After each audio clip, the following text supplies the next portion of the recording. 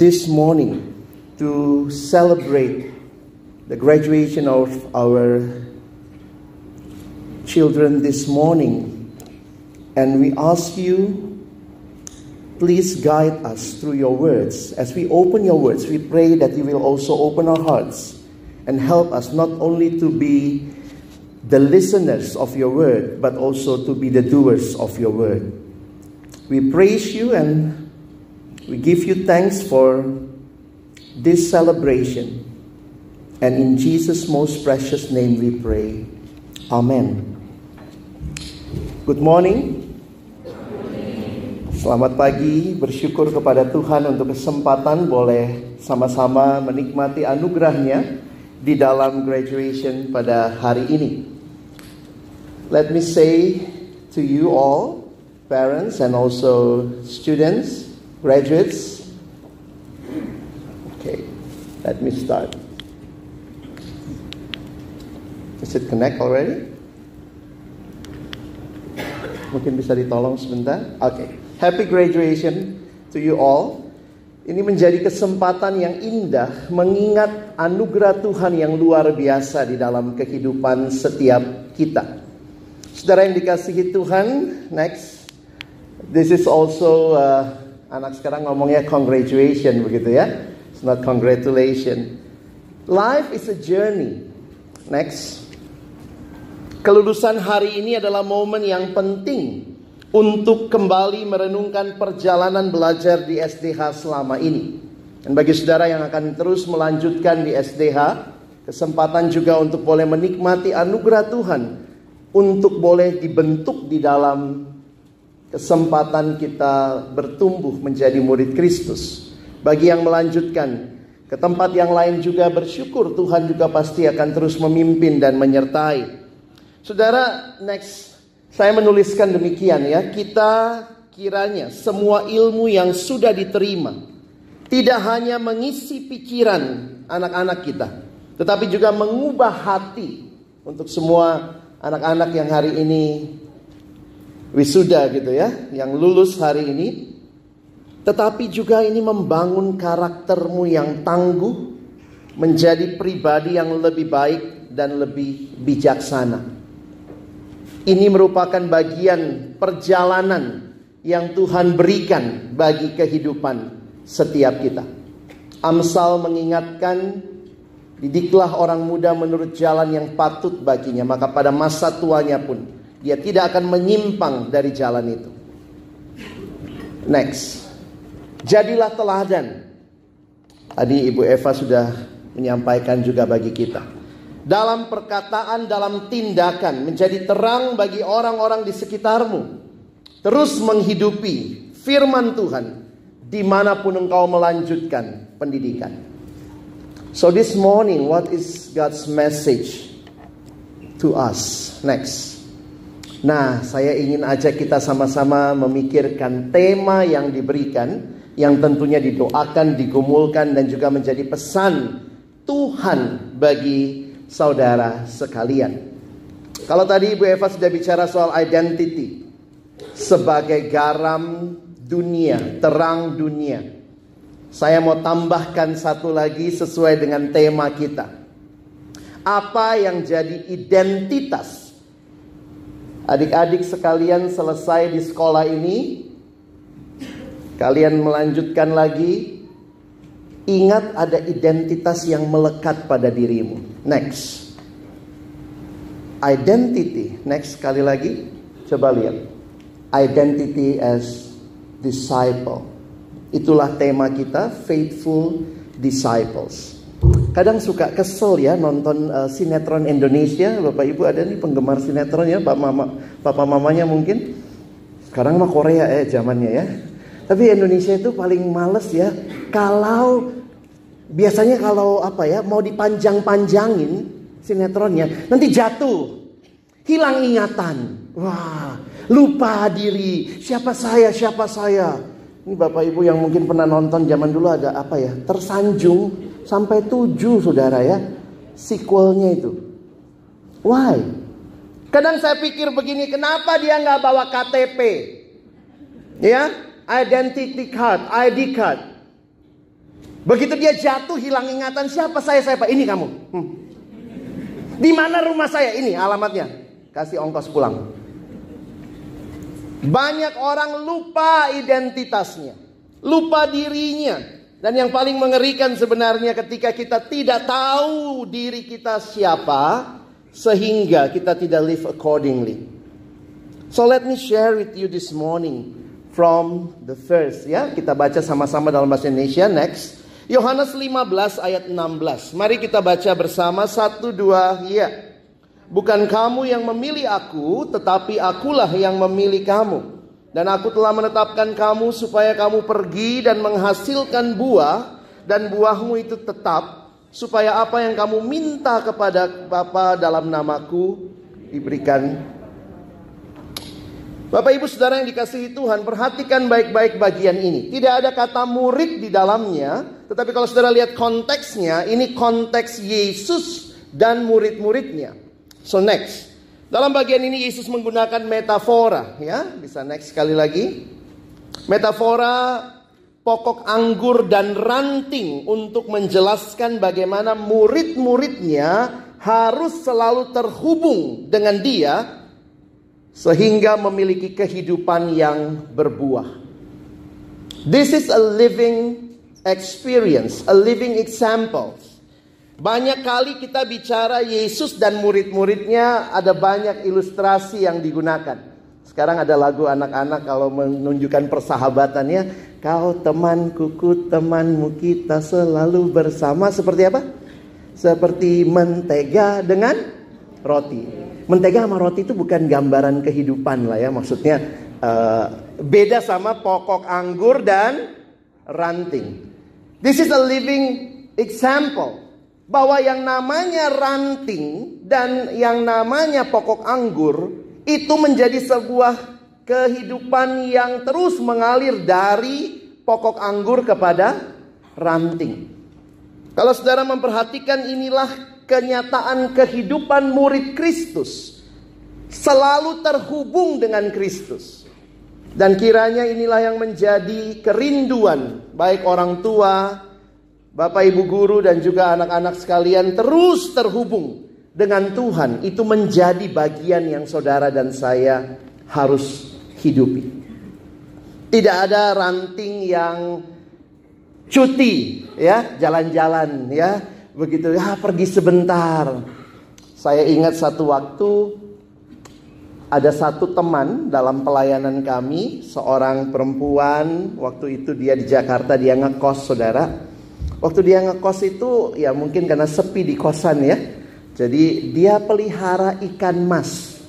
Bapak Ibu tahu ya, ikan mas itu ya, adik-adik semua dia pelihara ikan mas di dalam akuarium. Lalu yang menarik, tiap hari dia kalau datang cerita biasanya gitu ya, Kak Alex, ikan mas saya nambah lagi, dia beli lagi ikan baru ya. Jadi kadang-kadang setiap hari itu update-nya dia tentang ikan mas di dalam akuarium kecil di kamarnya. One day, pagi-pagi dia datang, lalu dia bilang begini, Kak Alex, kenapa? Saya bilang, tahu nggak? Tadi malam ikan mas saya bunuh diri. Saudara, kenapa? Karena ternyata dia menemukan ada 2 ekor ikan masnya yang lompat keluar dari air, terbaring di atas karpet, dan pagi itu sudah mati. Wah, kami coba membahas ya, kita agak bercanda. Oh, mungkin ini ikan mas yang cintanya nggak disetujui orang tua, lompat berdua keluar, gitu ya. Tapi kemudian dari situ saya menyimpulkan bahwa yang namanya ikan mas paling butuh air. Di mana ikan itu paling bebas? Di dalam air apa di luar air?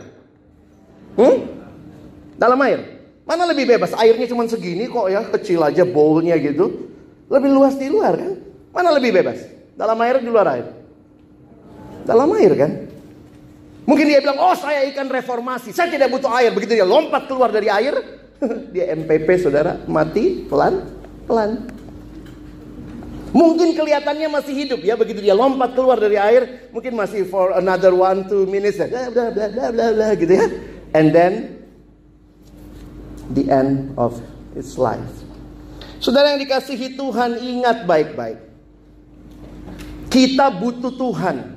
Bukan sewaktu-waktu, tetapi sepanjang waktu. Dan itulah yang juga kita syukuri.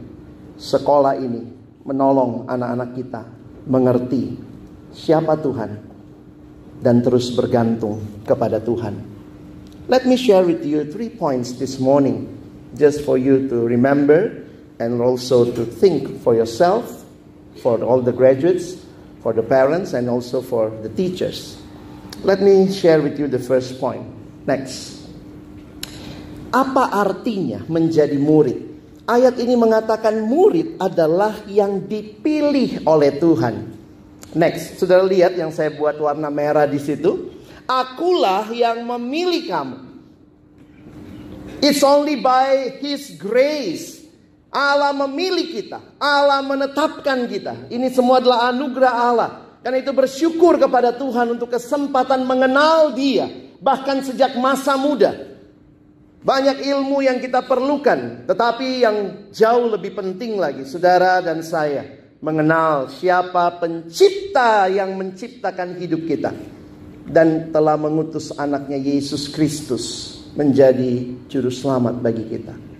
So next, setiap kita yang dipilih oleh Tuhan, ya, kita lihat slide-nya sebentar. Bukan karena kebetulan, tetapi karena kedaulatan dan kasih Allah. Remember, always in your life, Tuhan punya rencana yang indah. Tuhan punya tujuan yang indah untuk hidupmu.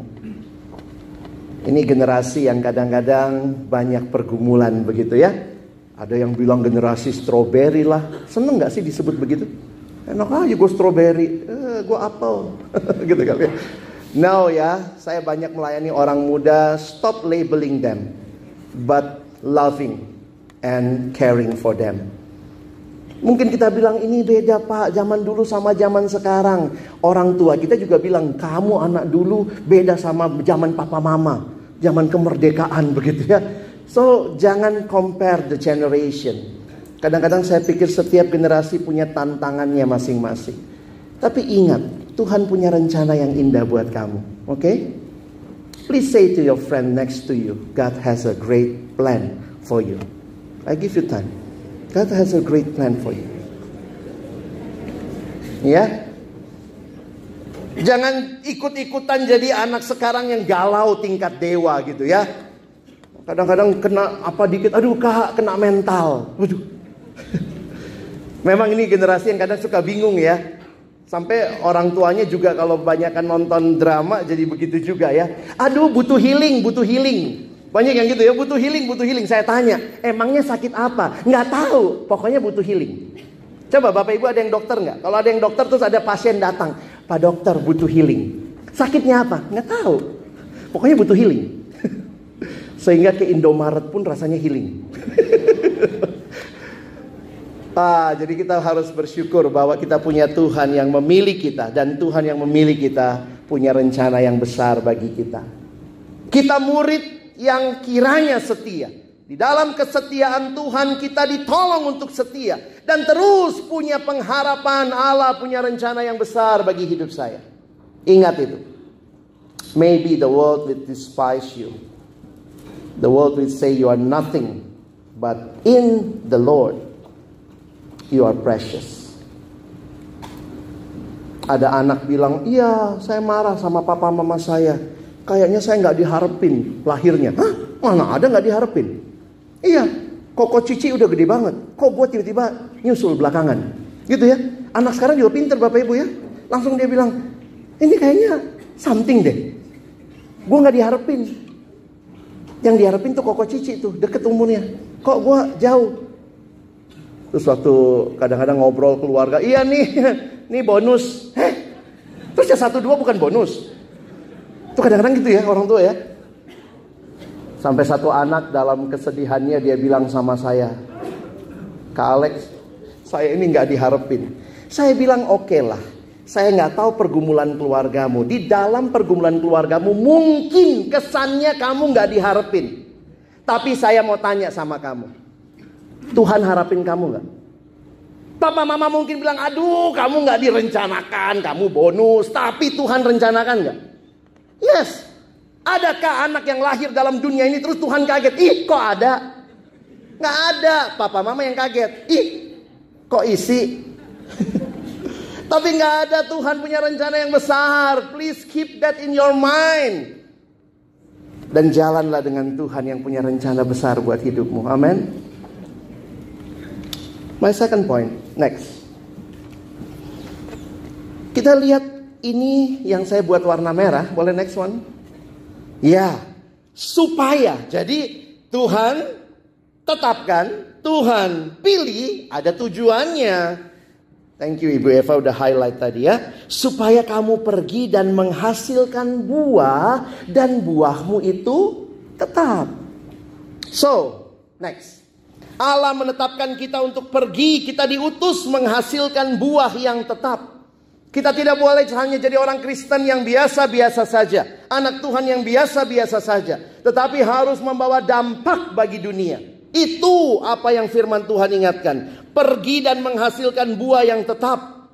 Ada yang bilang kalau buah itu berarti di mana Pak? Di luar apa di dalam? Saya harus ingatkan, selalu mulai dari dalam. Berbuah itu bagi diri kita, alami transformasi karakter serupa Kristus, so you can be a blessing to others. Keep that in your mind. God's fruit, firstly, in your life. Ini yang harusnya terjadi. Makin hari makin serupa dengan Kristus, makin mirip Kristus. Kalau kamu makin mirip Kristus, makin serupa dengan Kristus, maka kamu akan jadi berkat dan dampak bagi dunia. Menarik ya, Tuhan gak ngomong kamu garam. Tuhan gak ngomong kamu terang. Bapak Ibu ingat ya, Tuhan gak ngomong begitu ya. Tuhan bilangnya apa? Kamu garam dunia. Langsung dikasih konteks di mana garamnya hadir. Kamu terang dunia. So, my fellow graduates, you are the salt of the earth, the light of the world. That is also the context where you should be the light and be the salt. Saya pernah lihat waktu zaman dulu tuh ada, mungkin Bapak Ibu yang pernah lewat ke puncak tuh, tiba-tiba di puncak dulu ada pesawat terbang di puncak jadi restoran kalau nggak salah gitu ya. Saya mikir gitu ya, sebagus-bagusnya pesawat terbang kalau ditaruhnya di puncak nggak guna saudara. No. Garam harus hadir di dalam dunia. Itulah yang menjadi kerinduan Tuhan. Tapi engkau tidak bisa hadir kalau kau tidak punya kualitas serupa dengan Kristus. Maka terus melekat pada firman, maka hidupmu berubah. You can be a blessing to others. Garam jangan cuma kumpul sama garam ya, nanti jadi gudang garam. Kita harus menjadi berkat di tengah dunia. Karena itulah kerinduan. Coba makin serupa siapa? Makin serupa Kristus ya. Diutus makin serupa Kristus, jadi menghasilkan buah yang tetap. Bapak Ibu numpang tanya ya. Adik-adik juga boleh jawab ya. Ada nggak ya kira-kira? Atau mungkin saya tanya sama anak-anak ya. Adik-adik, ada nggak ya kira-kira papa mamamu seneng banget kalau kamu makin hari makin mirip tetangga? Ada? Kamu pulang sekolah terus mama bilang, ih mama bangga sekali nak ya. Lihat hidungmu makin mirip om di seberang jalan. Gitu. Lihat kupingmu makin mirip itu yang jual bakpao yang biasa lewat gitu. Orang tua yang normal ingin anaknya mirip dia. Saya besuk teman melahirkan. Ini suami istri teman saya. Mereka yang pertama menikah di kelompok komsel kami. Lalu kemudian waktu punya anak tuh kami besuk ya. Waktu kita besuk itu anak pertama. Biasa pas kita datang baru selesai menyusu saudara ya. Jadi mamanya pamer sama kami. Lex lihat anakku. Saya liatin gitu ya. Hidungnya kan hidungku ya Lex. Jidatnya jidat papanya. Tiba-tiba papanya marah. Mama, hidungnya hidung papa, jidatnya jidat mama. Lalu mereka berantem di situ, hidung jidat gitu ya. Kita yang datang sampai bengong gitu ya. Maksudnya apa ya? Di situ saya lihat orang tua tuh seneng banget anaknya mirip dia. Ini anakku. Ini kalau abis ini Bapak Ibu foto sama anak ya langsung, wih, pasti anaknya ini ya fotokopi misalnya gitu ya. Ini anakku mirip kan? Hati-hati saudara ya, kalau saudara kita nggak mirip seperti Kristus. Kita anak siapa? Anak Tuhan, harusnya mirip siapa? Mirip Tuhan ya? Ada nggak yang waktu lihat hidupmu, ih Yesus banget kau? Belum? Belum ya? Lah, berarti mirip siapa? Coba adik-adik, ada nggak teman bilang, ih lu Yesus sekali. Kalau orang begitu lihat hidup kita, dasar lu anak setan, berarti mirip siapa? Setannya lebih kelihatan. Tuhan panggil kita supaya kita berbuah, dan buahnya itu menyatakan Yesus lebih real dalam hidup kita. Nilai-nilai itu kamu bawa dalam hidupmu. Kadang-kadang kita selalu nyanyi gitu ya. Aku anak raja, kamu anak raja, kita semua anak siapa? Tuhan kalau lihat dari surga, Tuhan akan ngaku gak? Ih, itu anakku, mirip kan? Atau Tuhan waktu lihat kita, itu anak siapa? Kok gak mirip? If you are a faithful disciple, then keep in your mind, be transformed to be more like Jesus, not more like this world. Itu yang Tuhan ingatkan buat kita. Aku pilih kamu, aku tetapkan kamu supaya berbuah serupa dengan aku. Ya, jangan pikirlah udah SMA, udah mau kayak anak zaman now. Memang sorry ya Bapak Ibu ya, mungkin adik-adik juga ya, orang tua itu punya anak remaja kayak kalian bingung. Ya? Orang tuanya bingung, kau juga bingung. Coba anak-anak ini udah gede apa masih kecil? Kalau mereka minta suap papa, suap mama, kamu udah gede. Terus anak-anak inget, udah gede. Minta kunci mobil mau jalan-jalan sama teman-teman ke Bali nyetir sendiri. Bilangnya apa? Kamu masih kecil. Nah pulang tanya sama papa mama, bikin hitam atas putih. Gue udah gede masih kecil ya. Makanya ini masa-masa dimana engkau harus ingat. Somehow, kadang-kadang kamu, orang tua juga udah bohong sama kamu ya. Tapi ingat, Tuhan tidak pernah give up on you. And He is always bring you to more into His likeness. Ikuti itu. Ya, terakhir. Next. Murid yang bergantung kepada Allah. Bukan hanya dari awal dipilih, ada tujuannya, tetapi menghadapi itu semua, Tuhan minta kita bergantung kepada Dia. Saudara lihat ayatnya, next. Menarik sekali kalau kita perhatikan, di situ diingatkan supaya apa yang kamu minta kepadaku. Sebenarnya itu bicara doa ya. Minta kepada Tuhan. Bayangkan kalau kita terus minta sama Tuhan, berarti kita terus bergantung sama Tuhan. Next, saya tulis begini. Kita memiliki akses kepada Bapa melalui doa dan percaya bahwa Ia akan menyertai senantiasa dan memberikan apa yang kita butuhkan untuk menghasilkan buah yang tetap. So keep in your mind to live a life that will produce the fruit that remains. It's not only by your effort, but it's sustained by God's grace. This is Christian life. Start with the grace of God, strengthened by grace of God, until the end we achieve the likeness with Christ only by God's grace. Jangan cuman rasanya, ya ini kan sekolah Kristen ya, pagi-pagi ada renungan gitu ya. Tapi sampai kapan? Apakah sampai selesai? Nanti liburan ini masih renungan pagi nggak? Devotion nggak tiap pagi di rumah? Oh enggak lah, itu kalau di kelas saja Pak. No, you need God. Bapak Ibu juga biasakan ya. Kita tidak bisa sama anak-anak kita selamanya. Tapi ada satu pribadi yang bisa bersama mereka selama-lamanya. So keep them connect to the person, God, yang bisa bersama mereka. Oh kami kurang rohani Pak keluarganya. Ya rohani kan. Susah amat. Kadang-kadang gitu ya. Semua anak dilesin ini itu. Tapi apakah kerohanian mereka juga kepada pribadi yang bisa jaga mereka walaupun Bapak Ibu nggak lihat? Keep them connect to God. And you also, you need to have a life that really rely on God in every single step. Sebagai penutup, ada 3 ketakutan ternyata yang disurvei dari generasi ini. Saudara mau tahu 3 teratas apa? First, next. Ternyata ini generasi yang takut masa depan. Terus saudara mungkin bilang, ya jangan anak sekarang Pak, saya juga masih takut Pak. Papa mama juga nggak tahu ya ke depan bagaimana ya. Ini ketakutan manusia lah. Yang kedua, next. Ini generasi yang takut akan failure, fear of failure. Tapi sekali lagi, semua orang juga tidak mau gagal ya. Nah ini yang agak unik memang. Ini generasi yang next, fear of loneliness. Kadang-kadang lucu ya. Teman Facebook 3.000 ya, IG 4.000 ya. Tapi lonely. Maka di tengah situasi seperti ini yang mungkin kalian akan hadapi ke depan, ingatlah ada Tuhan yang menyertai. Next, God never promises that we will never face struggles or problems. Tidak ada janji itu. Saya udah cek di Alkitab. Ada nggak? Kalau ikut aku tidak ada pergumulan. No, there is no such promise. Lalu apa yang Tuhan janjikan? Next, God walks with us in our struggles. Ini janji Tuhan. So, what is the beauty of life? Next, life is a journey with Jesus.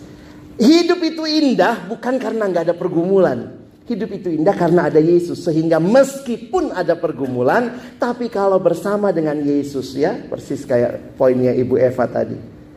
Hidup itu ya kayak roller coaster, saudara ya. Adik-adik juga begitu ya. Tapi ingat, Tuhan selalu menyertai kita. He's always there with you. So, let me conclude my sermon this morning with this theme, faithful disciple. Next. So, what is a faithful disciple? And I hope you remember this as part of your identity, as your identity in Christ. Next. Adalah yang terus ingat Tuhan pilih kamu. Tuhan punya rencana buat kamu. Terus ingat bahwa Tuhan punya tujuan untukmu. Dan terus ingat, bergantung kepada Tuhan. Doa kepada Dia, pegang janjinya, berharap kepada Tuhan di dalam perjalanan kehidupanmu. Kiranya Tuhan menolong, bukan hanya anak-anak kita, tapi juga Bapak Ibu guru yang sudah bekerja keras, berjuang keras untuk anak-anak kita. Dan juga terima kasih orang tua yang sudah luar biasa, begitu mensupport baik anak-anak maupun support sekolah juga untuk pendidikan anak-anak kita. Tapi hari ini ingat, kita belum selesai jadi murid. Kita nggak pernah graduate jadi murid Kristus ya. Nggak ada tuh graduationnya ya. Beberapa sekolah pakai gini-gini juga ya. Mudah-mudahan bukan kepalanya yang pindah. Apa itu? Kita tidak pernah selesai jadi murid Kristus. Murid yang selalu ingat tujuan Allah. Murid yang selalu ingat Tuhan punya rencana. Murid yang akhirnya juga bergantung kepada Tuhan. May God bless you all. Amen. Let us pray.